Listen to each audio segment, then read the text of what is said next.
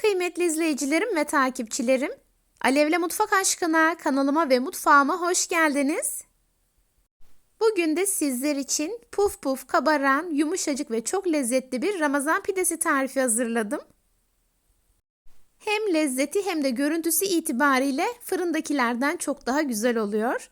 Sizleri daha fazla bekletmeden hemen tarifime geçiyorum. Hepinize iyi seyirler.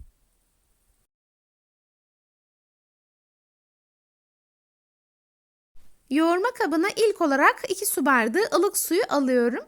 Tarifimde kullandığım su bardağı ölçüsü 250 mililitre.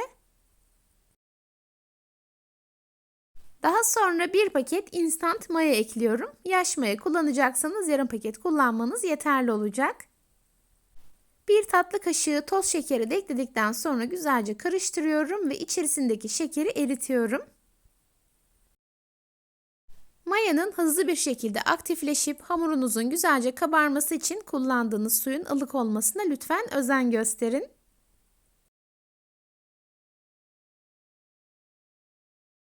Yeteri kadar karıştırdıktan sonra içerisine 3 yemek kaşığı kadar zeytinyağı ekliyorum.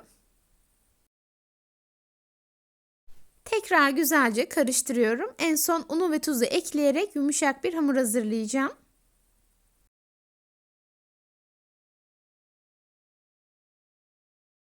Ben tarifim için toplamda 4 su bardağı un kullandım. Unun büyük bir bölümünü ekledikten sonra son olarak 1 tatlı kaşığı tuz ekliyorum. Hamurum için gerekli tüm malzemeleri yoğurma kabına aldım ve hamur toparlanıncaya kadar karıştırıyorum. Daha sonra elimle yoğuracağım.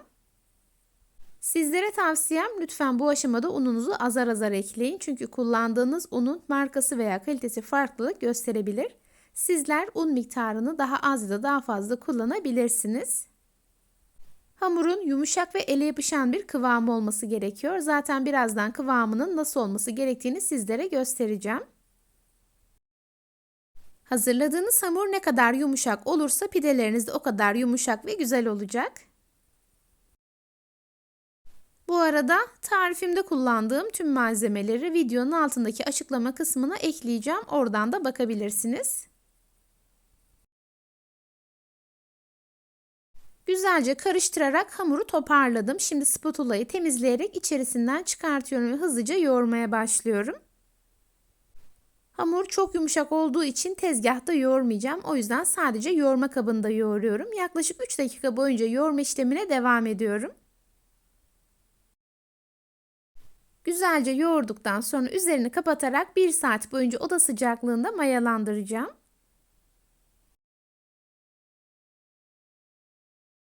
Daha kısa sürede mayalanmasını isterseniz fırınınızı 50 derecede açın ve kapatın. Isıttığınız fırına hamuru koyarak daha kısa sürede mayalandırabilirsiniz.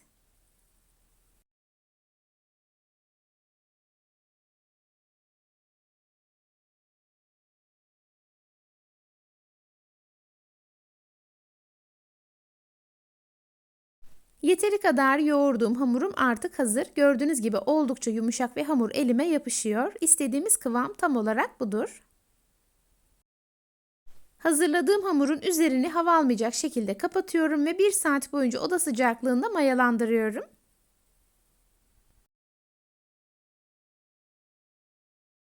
1 saatin sonunda hamurum çok güzel bir şekilde kabardı ve mayalandı. Hazırladığımız hamurun kıvamı gerçekten çok güzel oluyor. Bu hamurla yaptığınız pidelerin eminim lezzetine doyamayacaksınız.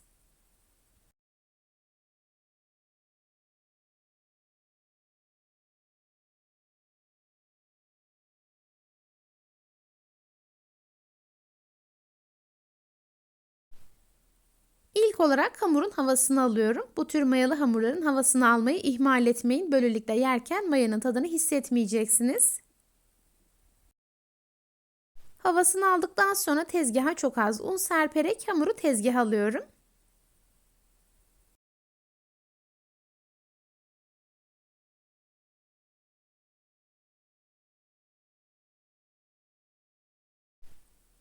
Hamuru ilk olarak elimle biraz açıyorum ve genişletiyorum. Daha sonra katlama işlemi uyguluyorum. Bu yaptığım katlama işlemi sayesinde hamurumuz oldukça gözenekli oluyor. Bu sayede hamurumuzun içerisine de hava boşluklarını hapsetmiş oluyoruz. Tarifimin bütün detaylarını videomda sizler için paylaşıyorum. Yine de aklınıza takılan bir şey olursa yorumlarınızı mutlaka bekliyorum. Gördüğüm an yorumlarınıza hemen dönüş sağlayacağım. Hamurumu katlayarak hazırladıktan sonra yuvarlak bir form veriyorum. İyice yuvarlayarak pürüzsüz hale gelmesini sağlıyorum. Hazırladığım hamuru fırın kağıdı serdiğim tepsiye koyduktan sonra üzerine kase kapatıyorum ve bir 10 dakika dinlendiriyorum. Diğer bir taraftan da pidenin üzerine süreceğimiz sosu hazırlıyoruz. Bunun için bir kaseye 1 adet yumurta sarısı, yarım çay kaşığı şeker, 1 tatlı kaşığı yoğurt ve 2 yemek kaşığı suyu aldıktan sonra güzelce çırpıyoruz.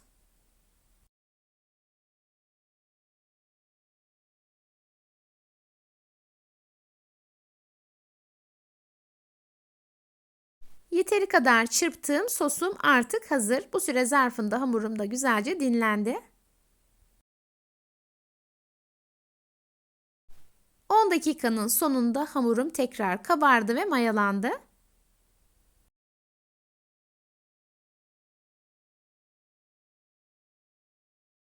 Şimdi hamura elimle biraz bastırarak açıyorum. Hamur çok yumuşak olduğu için arada bir un serpiyorum. Yaklaşık 30 santim çapına gelinceye kadar açmaya devam ediyorum.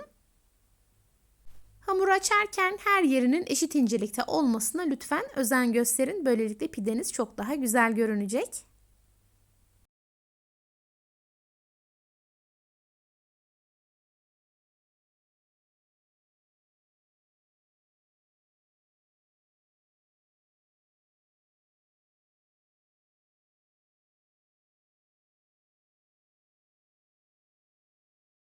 Yeteri kadar açtıktan sonra üzerine bir bez kapatıyorum ve bir 10 dakika dinlendiriyorum.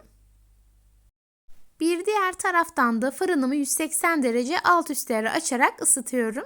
Pidemi hazırladıktan sonra sıcak fırına koyarak pişireceğim. 10 dakikanın sonunda hamurum tekrar kabardı ve mayalandı. Artık şekil verme işlemi uyguluyoruz.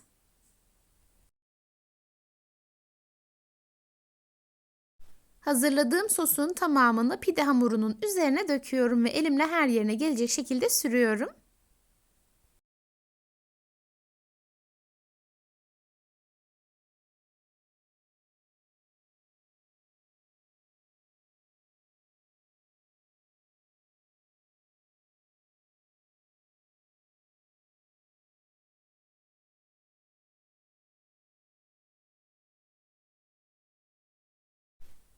Sosu her yerine sürdükten sonra pideme tırnak izi veriyorum. Hamura şekil verirken tamamen tepsinin tabanına değmiş olmanız gerekiyor. Hatta aynı çizgi üzerinde 2 kez gidip geliyorum. Böylelikle şekli çok daha belirgin oluyor.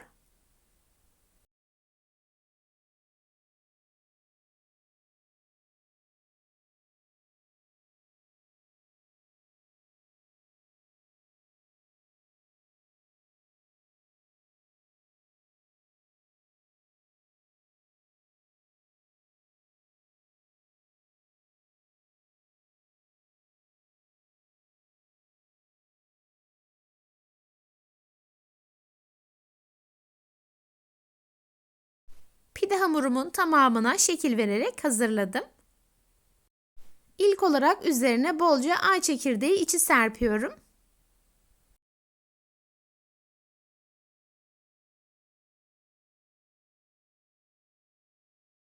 Daha sonra bolca kavrulmuş susam ve çörek otu serpiyorum.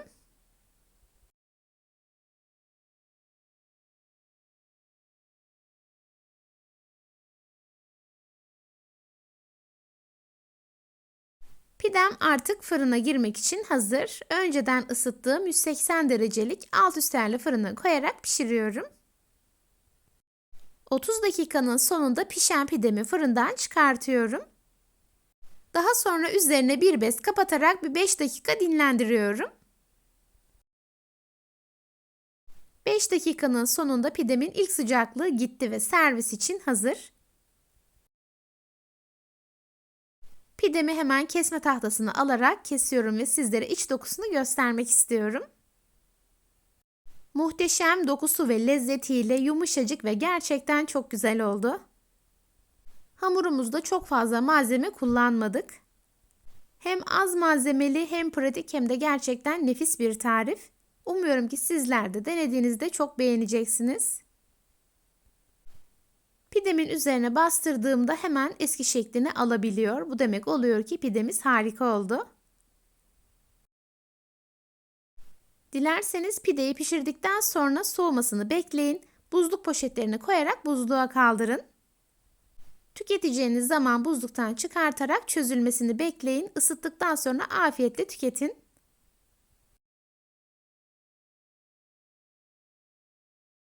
Sizler tarifimin son halini izlerken ben de sizlere veda etmiş olayım. Bugün yine çok güzel bir tarifimin sonuna geldim. Beni izlediğiniz için hepinize çok teşekkür ederim. Videomu beğendiyseniz beğenmeyi, hala kanalıma abone değilseniz bana destek olmak için abone olmayı ve yeni videolarımdan anında haberdar olmak için bildirim zilini açmayı unutmayın lütfen. O değerli ve güzel yorumlarınızı her zaman bekliyorum. Videolarımı görmesini istediğiniz arkadaşlarınızla paylaşabilirsiniz. Tarifimi yapıp deneyecek olan herkese şimdiden afiyet olsun. Başka tariflerde ve başka lezzetlerde buluşmak ümidiyle kendinize çok iyi bakın. Hoşça kalın. Allah'a emanet olun.